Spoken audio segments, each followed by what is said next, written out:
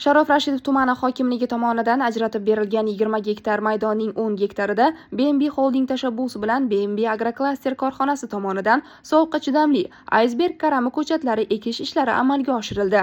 Ekilgan maydonning 5 gektari zamonaviy agrovolokna bilan qoplandi.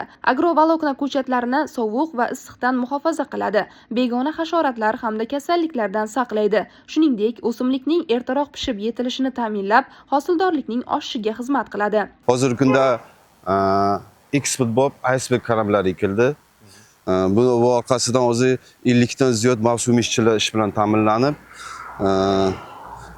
eksport uchun qish mavsumida karam bilan eksportni tashkillash uchun karam navlari ekilgan.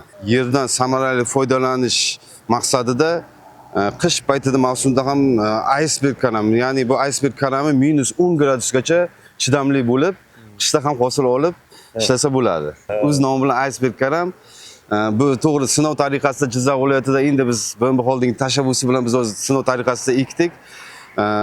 Ham ochiq turda, ham ustida volokna qilib, ustida yopiq turda ham qilib, hozir sinov tariqasida 10 gektar maydonda yetishtiryapmiz. Xudo xolasa yana 60 kunda tayyor bo'ladi.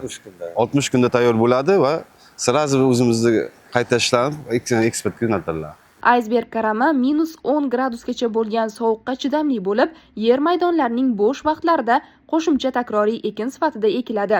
Bu esa yerdan samaraliroq foydalanish va qo'shimcha daromad olish imkonini yaratadi.